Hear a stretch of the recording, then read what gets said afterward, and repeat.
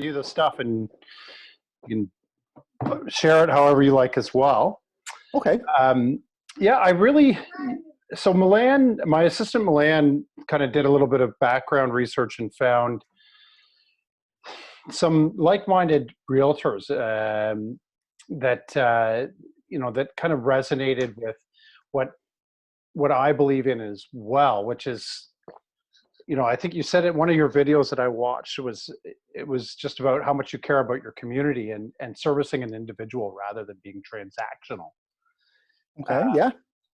And one of the things that I've noticed in general on online is that there's not really a lot of interaction between professionals in this industry in terms of Yeah. like two realtors having a discussion. It's a lot of realtors interviewing other trades or other disciplines that they put around them. But I think that this is a really unique time that we're in, where it's a great opportunity for us to, sorry, just one second. I'm just going to go gallery view here. It's a Yeah. really interesting time where we can share some philosophies and some different things that we think are really important about the industry and how that's affecting us in this position that we all find ourselves in now. Yeah. And especially because, I think that the government has deemed real estate an essential service, which I think bears some explanation from a realtor's position on what does that mean, For sure. going into this, going through what we're going through. I just wanted to have a chat with you about kind of what you thought, and I could share with you what I thought as well. Okay. So you want to talk about real estate being an essential service? Sure, What my thoughts are? let's Okay. start there. That's probably as good a spot as any. So, you know what? And I'm sure a lot of us, we didn't know what to expect when they said they were going to basically do a stop order on most businesses. I was really prepared to be told that, that was it for us. However, after, the last couple of days and taking a look at it, it is an essential service because people forget, well, lots of home buyers, sellers, everybody can afford to wait it out, which is what most people will be doing. There are people who bought in February, you know what I mean, that need to close. There are people who bought new homes, new condos.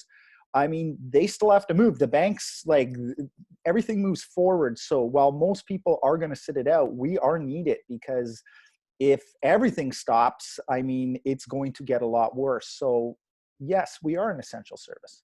I mean, but at the same time, it's not business as usual. And I think some people still don't understand that. Like, I even had someone contact me off my website, I just want to see a house. And I'm just like, well, that's just not the way it's going to work. Right. So Yeah. Just what yeah. exactly are your pain points that would necessitate us to go out there right now and Yeah. take that kind of risk for ourselves as well as the community? Mm-hmm. And I mean, there's a lot of safety things you can do. I mean, like I said, I'm not going to sit here and pretend I'm as busy as I expected, or this is normally our busy time and, we're artificially slowed down. However, I'm sure you have clients that are still in the process of closing, things are going on, and I mean, it can't stop. So it's about being safe, about following protocols and there's things we can do, right? But we can still do deals. We can still help people. Yeah, for sure. And I think, yeah, you hit the nail on the head, is just kind of making sure that we understand what essential means and what part of our business has to continue to run to make Mhm. sure that those things happen. Um, I was also interested to know, because our markets aren't too far apart. I mean, you're an hour down the road. Yeah. So I service East Toronto, and you're Mississauga, correct? Is that, Mhm. yeah? Yep. Um, and so how have you seen the reaction? How's the market been behaving on your side in terms of number of listings, how are properties still selling? Are they selling for less? Where are you guys at? So I actually crunched the numbers, did a video. I'm going to release a blog post. So I'm very big on numbers, and I don't necessarily like the generic numbers that are going to come out from Treb next week, because you're going to have the media say it's the end of the world. And then you're going to have realtors say that, oh, well, compared to 2019 March, well, of course the numbers are still up. And the home sellers don't care about that, because they're like, but what happened 3 weeks ago to what my house is worth now? So I did crunch numbers, and it's really important when you do start comparing. It's very hard to compare two houses, right? Because one's upgraded, one's, there's a whole bunch of variables in that. But what I did is I took a typical house in Mississauga that was affordable. So say a semi-detached between 600 and 900. We got rid of the $1 million properties. We were focusing on one aspect of the market. And then I crunched what was going on. So number one, in terms of listings, in terms of sales across the board, condos, houses, we're down about 58% this week compared to the same week last year. So there's a huge drop in sales. You can see the market slowing down big time. New listings are down 31%. So they're not as low, and that reflects the fact that there are sellers that need to sell. That this timeline is still going forward, and they have to sell. So, and what I'm finding, clients that they've decided not to sell until they see what happens with this. But there are other people that still have to transact. So it's moving along still. So we've seen a drop in listings, but not quite as bad as the actual sales. In terms of prices here in Mississauga, so I based it off of that style of home. There's not enough data yet. What I see is about, if I compare last week versus the first week of February of this year, not March 2019, prices are down about 0.5%. So it's not too bad. But at the same time, we don't know as this goes on longer. I don't predict a crash in real estate prices because a lot of sellers don't need to sell. Right. So if they don't need to sell, then you don't have that massive correction. So that's the biggest thing, but that's what we have to keep an eye on. Yeah, and that's kind of my advice that I've been giving out to people is, in order for prices to really drop, you have to have buyers that are pressing that price low, but you have to have sellers that are To give it up, that are willing to give it away as well. And if we saw anything sort of that second, third, fourth quarter of 2017 was that it's hard to press the prices down when your neighbor sold less yeah. than a year ago for X amount. You know what? It comes down to, I've talked about this, it comes down to the absorption rate. It comes down to how many houses are for sale. And, like there are markets that happen in the US in 2000. It happened here, but I think kind of more psychologically prices went down back in 08. But in the US, I mean, literally people are losing their house. They're foreclosing. They need to sell that house now. So they will take less. Sure. Unfortunately, when you're talking about Toronto, and I mean the whole GTA, but especially the city, there are way more people trying to buy a home than there are homes available, and it is not changing. I mean, it will not change. The population of Ontario is supposed to go up 4 million in 20 years. I checked the new Home Builders Association in Toronto. When they say Toronto, they mean the whole GTA. I think there was only something like 30,000 starts. Like our population's growing like 150,000 a year. They're not building enough property. So while this market in this bubble, yes, it's repressed by this Corona thing, the reality is they're still there. They're just not doing anything this week. Doesn't mean in 3 weeks they won't be. So yeah, like the supply and demand hasn't changed. So For sure. Yeah. And I think a good number of that 150,000 are coming here with dollars in their pockets. absolutely. Absolutely. I mean, you can even look at it. There's some Ontario government maps about, and this is, a lot of people don't realize this, but if you look at the GTA as like, if you zoom out, on the north is the Oak Ridges Moraine, north of like Markham and things like that. That's all Greenbelt protected. In the west, there's the Niagara Escarpment. So we are an island, even though we're not on an island, we are. And unless you want to move out 3 hours away from Toronto, as soon as you come into that island, they're not building enough homes. And that is not going to change. I mean, they're building now in like Fort Erie is where people are going to buy. Who can commute from Fort Erie or Paris, Ontario? But that's where the houses are, right? Like you're talking an hour and a half, 2 hour drive. So if you want to live within an hour of the city or half an hour, good luck. It's not changing anytime soon. for sure. Yeah. I guess, in terms of, you said you had somebody wanted to go take a look at homes, Mhm. and I think, if you're kind of approaching it the same way I am, what I'm saying is, what are your pain points? Why is it essential for us to go out right now? Do you think you're going to get a big deal out of this? Yeah. Um, and I guess that would be something that I would want to kind of put out there. And I don't know, in a week from now, maybe there will be great deals. Mhm. But for now, I'm not seeing it in my market. The prices have actually gone up slightly since the beginning of March. Because, like you, Yep. I've been watching the week over week response the to this pandemic. Mhm. So your approach is the same sort of thing. Like, what are your pain points? Why is it that you need to go right now? Um, yeah, I mean, ultimately, it comes down to, I mean, this is more of a real estate specific thing, but I mean, I look at it this way. If I was selling my house right now, and this is, so forget me, the realtor, the buyer, if I was the seller, if someone was coming in my house, they better be ready to buy it, not touring around the neighborhood, checking out what it's compared. They, I would expect that that realtor's their client. They're their client because they know who they are. They're not sick. You know what I mean? Like, I guess our market has moved so fast over the past 7, 8 years with these bidding wars and open house and people just walking through doors and stuff like that. I do see, I think the way we sell houses is going to change real quick. I'm hoping it does for the better because I think it just went way off the handle.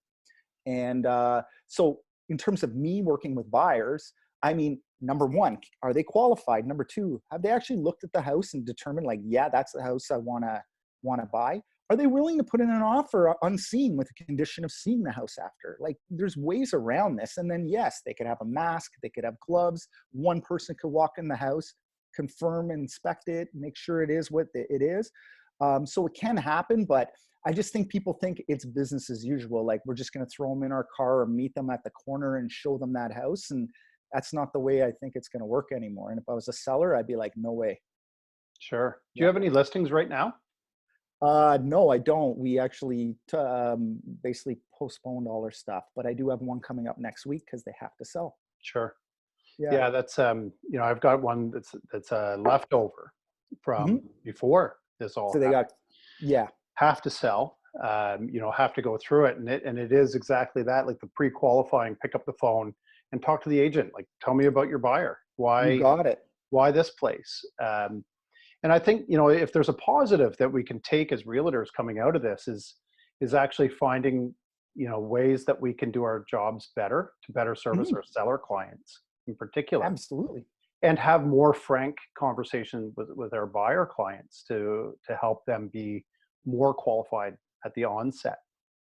Yeah. To avoid a lot of burnt calories looking at properties that just don't make sense. Yeah, yeah, exactly. And I mean, it comes down to, I mean, I've always been, I think I'm very good with buyers, and it's about helping.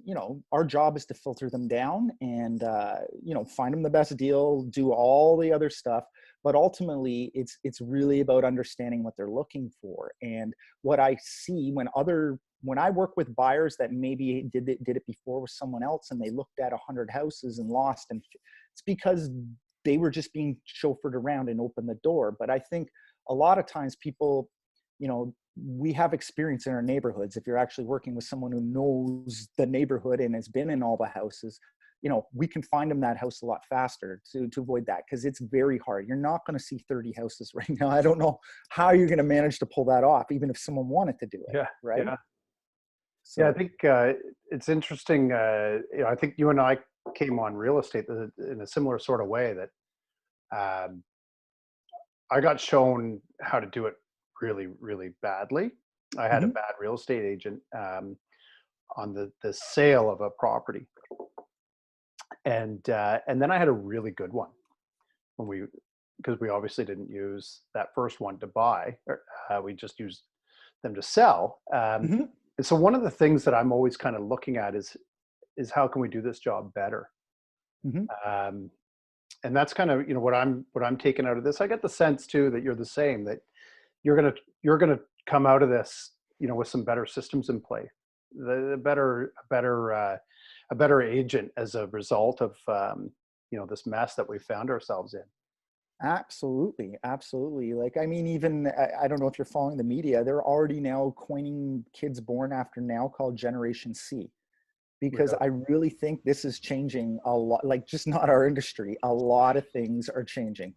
Um, I never even thought of that. Yeah, it's not business as true. usual anymore, right? Like, we're realizing millions of people don't really need to commute to work 5 days a week because they seem to be doing their job at home. Now every realtor is using Zoom and things like that. Like, we could literally do the whole transaction like this, Sure. like we're sitting across the table. I've done a Uh, number of transactions without physically meeting my client. yes, exactly. I mean, no, face it, most buyers are going to want to see a property before they buy it, and that won't change. But I mean, a lot of this stuff, like, they're talking about the environment. Well, I can tell you right now, the environment's probably gotten a lot better in the last 2 weeks, just because literally you can drive through the streets and they're pretty empty. Like, it's Yeah, kind of amazing to see. for sure. Um, where do you think? Because we mentioned there we just kind of brushed on the topic of buying homes sight unseen. Mhm. And the world going more digital, the Generation C coming in behind us. I don't personally think that we're in a place where you can really sell a home virtually. Mhm. I know that it does happen. Yep. What do you think has to happen for that switch to be made, where you can sell a house like it's eBay? I don't think it ever will. I just think with the prices of houses, I mean, what's your average price? It's got to be over $1 million. Oh yeah, I So think we're right around that for detached. yeah. Yeah, So I mean, I don't know about you, but I'm not willing to look online and drop a mill on a house.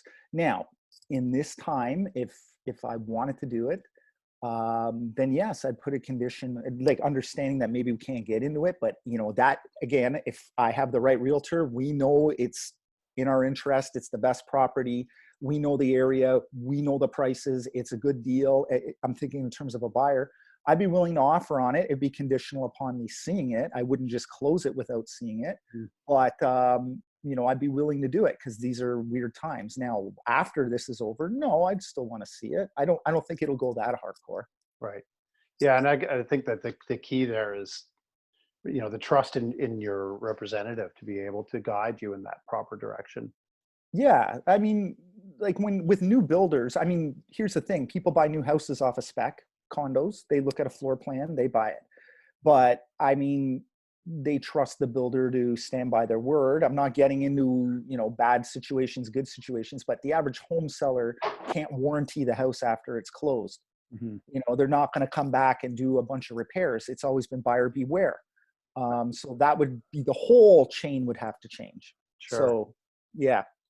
Yeah, it's because it's I've been seeing it all over the social media channels about how great this is that we can show a home virtually, and how this is going to change our industry. And I don't personally, I don't buy it. I think it's another tool that you can put in your tool belt there, but I don't see a world where, like you say, somebody's not going to go spend even 700,000 is a massive amount of money. 500,000, like where is it okay to spend that kind of money without touching the thing that you're buying? Exactly. Exactly. Again, everybody, speculates about what's going to happen. I think the biggest change is going to happen in real estate, probably on the way we do these in-person meetings. They still need to happen for certain things. And I just think the way realtors act, the way the consumer expects the process to go will change. I don't necessarily think, people aren't going to see homes. So, yeah. I guess the last sort of question that I would want to know, if I was a consumer, from the outside looking in, what do you think this is going to do to our numbers as a profession? Do you think this will affect it? You mean like realtors or the Yeah, real yeah. Do you estate think that you numbers? think we'll see fewer realtors coming out the back end of this? I don't know. I wouldn't want to speculate on it right now. There's just not enough to go off of, right? Everybody thought there'd be less realtors after 2008. Well, the Toronto Real Estate Board's like tripled in Yeah. size. Yeah. Um, I think as long as houses are $1 million, you're always going to have somebody that Hmm. wants to sell it. So, that's just the reality of it.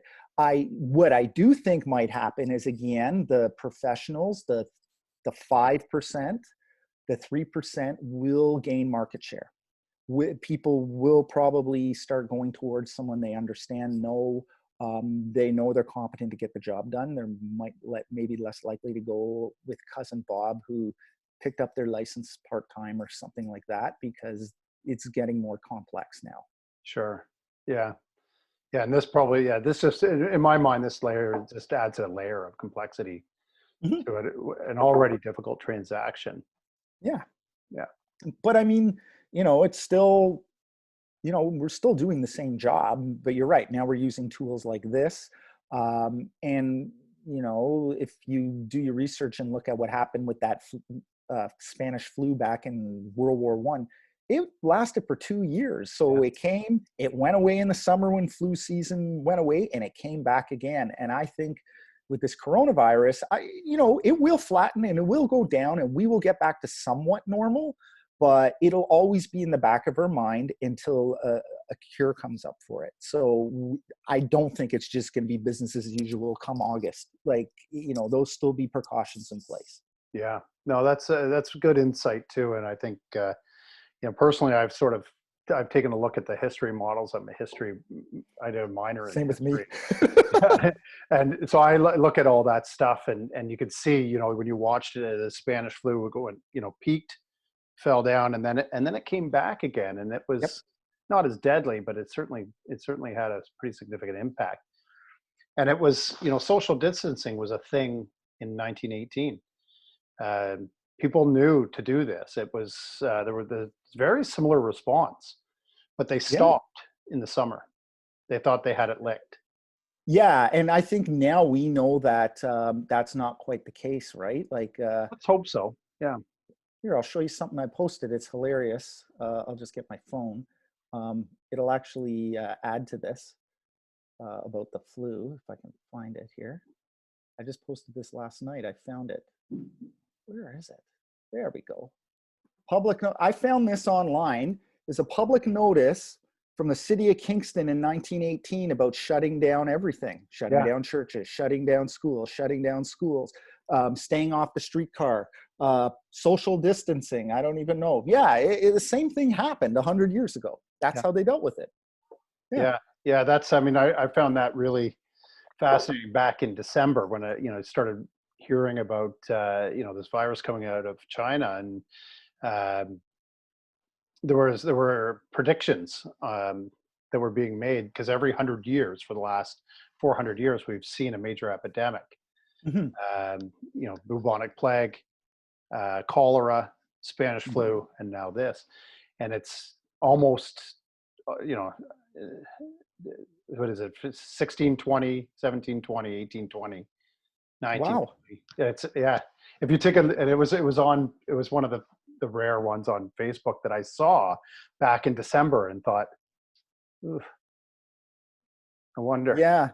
Yeah, You know what? I mean, I know the human mind tries to make connections on sure. everything. I think these things pop up when the world as a whole is kind of off the rails a little bit. I know the Spanish flu, World War One was pretty bad. You know, like it caused it's called the Spanish flu only because that's where it was first discovered. Yeah, Probably started in the trenches of World War One and spread across the world. But in this world, I mean, I'm not saying about Canada. We were one of the last ones to get it, but I mean, we're global now, right? Nothing stops. So it spread around the world real quick. yeah, Uh, I think we, as a country, were handling it. I mean, we were woefully unprepared in terms of masks, equipment, things like that. So I'm hoping in the next month that starts to come online, and we yeah. don't It have to seems stay in like the we house we all day. we offered a lot of support to China when they Yep. were going through this, and they've returned the favor. I saw a huge shipment came in.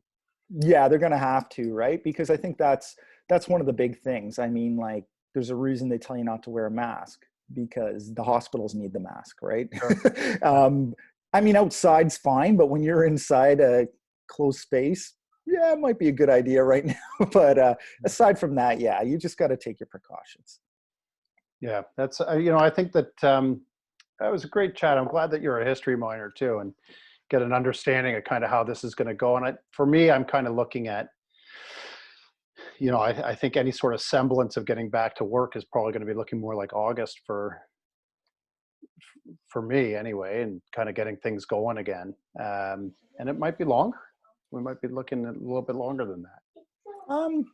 I don't think it'll be that. I'm confident that I don't think we'll see a return to what was before. But like I said, people have to move. Things need to happen. We will see the curve flatten eventually. I'm hoping that it's the spring break and the 2 weeks and then a 2 weeks. So maybe by the end of May, again, we're not going to be going to baseball games and Canada's Wonderland and around 50,000 people, but I think you can probably go out again and, just take your precautions and stay in small groups. So I think things will start to pick up again. Yeah. Let me pick your brain and see if you know a little bit more about this than I do. In 1918, what were the economic ramifications of what happened there? I mean, it wasn't as connected a world, but was there a financial dip? I mean, right after that, it was the end of the war, and things I know in the 20s got crazy. But was there a period of uncertainty directly following the epidemic? I'm not. I think there was in like 1919, 1920, and don't quote me. I'd have to look it up, but there was. I mean, just like countries were bankrupted. A lot of people died. There's a lot of that usually happens after a major war. So yeah, and then by the time the 20s came, they worked out of it. But I don't know actually the financial. I mean, yeah. But what a great time the 20s were. We got that to look forward to, I hope. Yeah, but then not 1929, right? like we'll live like there's no 2029 for the next 8 years. Oh yeah, no. I don't think it's 2029 right now. I think we're dealing with a pandemic, but the market fundamentals are they're still there. I mean, it's when people feel comfortable to continue, right, en masse. But like I said, the population will continue to grow, and again, they can't make enough homes for people to live in, or not everybody wants to live in a high-rise condo, right? Like that's just the reality of it. So yeah, I still see it. Real estate is a strong bet. Yeah, I think we would agree on that particular front as well. So, mm-hmm. Well, fantastic. I guess like anything that you wanted that you can think that you would want to ask me about what's going on in this direction that we haven't covered? No, I'm going to assume your numbers are similar. I'm going to assume the numbers in Mississauga in terms of like what's happening, the sales going down is probably similar across the GTA, give or take a few percentage. We're in a little bit of a pocket here with this like EO1 and 2, especially being very, very aggressive, but the numbers have dropped. We're fewer than less than 50% of the showings. Yep. Yeah, I think we're like down 60% on offers, registered offers. That sort of those numbers are consistent. And I'm still going to wait and see what comes out I do my numbers on Friday to see what the average sale price is, how that's being reflected. Take a look at let me know, because I know where you are. Even so, Mississauga normally, in a hot market, we'll start selling over asking, but when it starts to go back down to like 98, 99, whereas where you are, it's just like, I don't think anything sells unless it's something special. Like you guys are used to 105, 110% asking price. It's just the way it is in Toronto. Our average, the beginning of February, we were sitting at 109% of asking average, and we're 104 now. So we're down. So in a normal market, like a pretty good market, someone who wants if the house is worth 1.1, you're going to see it listed for $999 or something like that. I mean, these numbers are a little bit, They're statistics, right? So what you got to do is take a look at what's happening to drive those numbers. So what people are doing is understanding that they don't want to drive 30, 40, 50, 80 showings in a week. Yeah. That's not responsible. So what they're doing, instead of listing it at 999 and getting 1.3, they're listing it at 1.25. Okay, so they're starting to, and that's what I think we're going to see is a convergence of that. Like I'm noticing the asking price is going up because I think sellers are realizing, hey, maybe that was a good idea last month to list it really low, get 100 people through my house, but they Yeah. might not show up, and someone might come with the artificially low asking price that I asked and say, here you go, there's asking price. Now you got mud on your face. Yeah. So I think you're going to see listing prices go up, and like if they want 1.3, maybe in January they're going to go at 1.19 or 1.1. Now they're going to ask 1.3 or 1.325, right? Yeah. We might be back into that negotiation of like the buyer might actually come a little low and see what we can do. I personally would love that if that happened. Oh, I thought it was great times. I loved it. Yeah. I don't, for me, it's not hard to figure out where that house is going to land. The hard part is explaining to my client and building the trust that's required for them to put in an offer that's $300,000 more than asking. Yeah. I mean, Somebody has to trust you a lot to spend $300,000 more than the price tag. let me show, I should show you something I use. So I've been used to this for a while. I actually calculate the values based off of, like forget about what the house looks like. That is the last stop on the chain because a home's value is based on number one, its land and the size of it. And those are the two biggest factors in location. Those are the three biggest factors of a value of a home. So the same size home in Mississauga versus East York, it's going to be worth a lot more in East York because it's in Toronto. It's close to the city. But the house in Mississauga may have super upgrades, but that doesn't matter, right? That's a very small fraction. So you need to be able to calculate values based on square footage, assessed value of similar homes, and come up with a spread of high and low. Then you go in and look at the upgrades and things like that. Yeah. And then you can calculate in an overheated market where that price is going to land because you look at the other houses. But most people can't do that. So they're just like, well, I guess houses sell 100 grand here over asking because that's just the way it is. And if I was a buyer, I'd be like, no way, show me the proof that they do. That's right. So Yeah. it's the same as agents claiming every house they sell is 10%, 110% asking. Well, really, it only depends on what they listed it for. Yeah. It doesn't mean they got the most money. So this is my right? guy that we actually bought this house with before I was an agent, and he said these sold over asking placards. He Yeah, hates I don't them. even have them. He goes, yeah, me neither. He goes, I'm going to get rid of that, and I'm going to get a sign that says marketed undervalue. You got it. And then put that in there.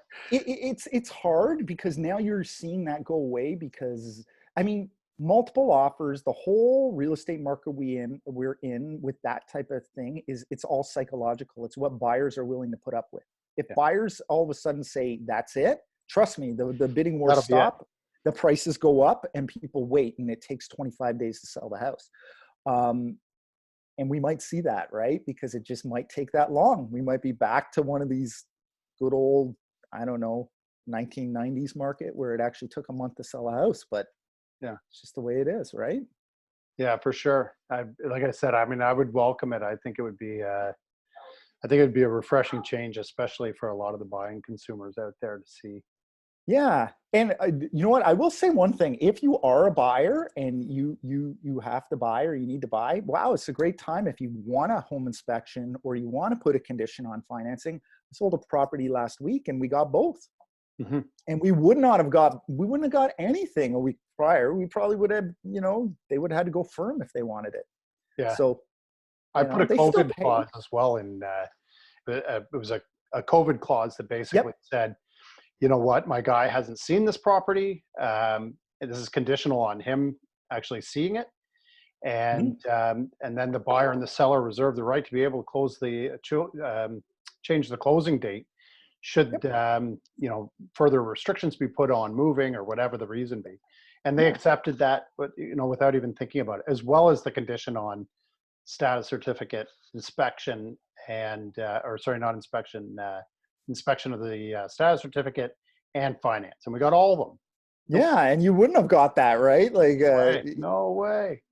so I mean, Even a week, 2 weeks ago, probably wouldn't have got it. you got it. So I mean, some buyers out there, again, they might not. If some people are sitting there thinking, "Ooh, house prices are going to go down 20%," I think they're probably, you know, wishing, and it's not going to happen. It's not going to go down that way. But there are a lot of buyers that have a tough time because they don't want to waive those conditions, and I don't blame them. I mean, if you're a first time home buyer, you're on the line. You want to make sure the banks, approves it and all that. So this could be a good time for you in the next couple of months. You might be able to negotiate that into your deal. Yeah. So Yeah, that's great. Why don't we, yeah, we can leave it there because I think that yeah, I always like to leave things on a positive note. The good news is I think that there's going to be a nice opening for buyers as well. I think that you're absolutely correct on that. yeah, exactly. And the only thing I'll leave it at is, we're still working. Like, people are buying and selling. It's a different market, and as long as you're prepared for it, I mean, if you have to sell, you have to sell. You're still going to do well. You just need to take the proper precautions. And if you're a buyer, same thing, right? Like, you Just can be do it. careful. So Yeah, be careful, but it is what it is, right? So for sure. yeah, Awesome. All right, Jeff. Well, yeah, we'll wrap it up here and I'll send the video over to you and for sure. share that however, however you see fit. And I'll do the same on my end. So Great. it was a pleasure talking with you and Yeah. getting a chance to get to know, somebody that has a lot of similar sort of experiences and philosophies. So I enjoyed Yeah. watching. I went through some of your YouTube videos and got a Oh, thanks. sense of, where you're positioned, what you're doing. I've just started a YouTube channel a couple of weeks ago, Okay. just in time for all this, to come down. And this is what better time actually to do this. So Oh, you know what? It's great. Yeah, I love YouTube. It's been really good to me, and yeah, if you ever want to chat about that kind of stuff, I'm more than happy to. Um, you know what? Depending on what's going on in the market, if you want to do a reconvene in 2 weeks, let's see where it's going. yeah, Yeah, let's do you never that, and we know. can do a screen share, and we can kind of share. I like the numbers too. I like taking a look at the statistics. It tells you, it's interesting because I actually had to take statistics twice in university, and now I rely on it so much. Yeah, It wasn't my best subject, but man, is it ever a useful tool. yeah. I'm just prepared for if Treb. I don't know when they're coming out. Friday, Monday, Tuesday. But when those numbers come out, oh boy, you know what I mean? Like, I'm going to send out my videos now just so the people who know me understand that, there's going to be a lot of hype and a lot of, doom and gloom coming out. But I don't think it's that bad. So No, I don't think so either. The best advice I think is, you know, don't think that you need to sell your house because there's some catastrophe coming. And I've gotten yeah, few of those sort of conversations where people have asked me like, should I be thinking about really. selling my house right now? Well, you know what? I wouldn't mind buying a house in Toronto again. When I was a little kid, I was born. I lived at Woodbine and Danforth. So if I could Okay. snap up Yeah. a really good deal, you just let me know. I'll come out and buy it. If they want to drop it because the market's disintegrating, I'll sell it. Yeah. Because it's not, and I'll buy it. Yeah. And that's the thing that, I say to them is like, how stressed are you to do it? So I'm working on one right now where the tenant's moving out and they don't want a new tenant in there and they don't want it to sit. So Yep. selling an empty house, yeah, we can do that. Oh, absolutely, right. And again, you schedule your showings properly. You give it time. So the house we're selling next week is kind of similar. They are going to, so we're going to list it. Now that Treb's changed the rules, you can post a listing and suspend showings. So we're going to give it 3 or 4 days. There's going to be a virtual walkthrough tour, videos, everything.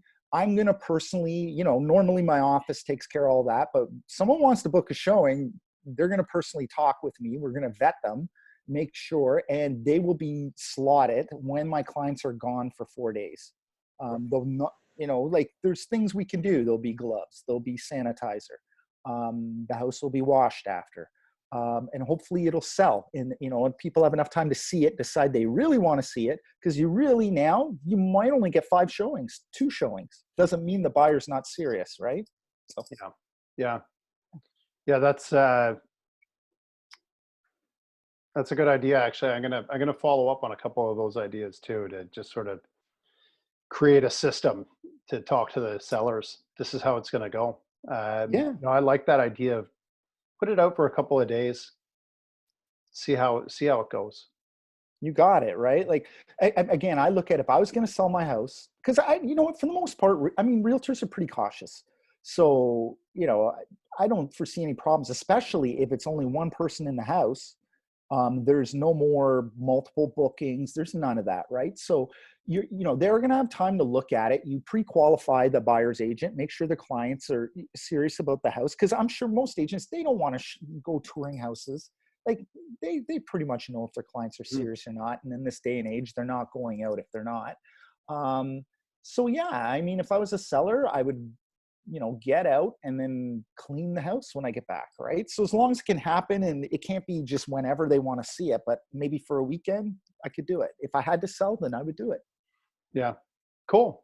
Yeah. All right, yeah, let's yeah, we'll line it up. Maybe we'll chat late next week, and just by email or something, and we'll line up a follow up, and we'll see how things have progressed. And it sounds like we're both going to have a listing coming out in the coming weeks that We'll is see. going to be a little bit of a litmus test to see how the market's behaving with new listings coming out. Exactly. All Yeah, right. perfect. Well, Cool, it was man. great chatting, and we'll talk soon. Good luck. All right, you too. All right. Be safe. All right, bye.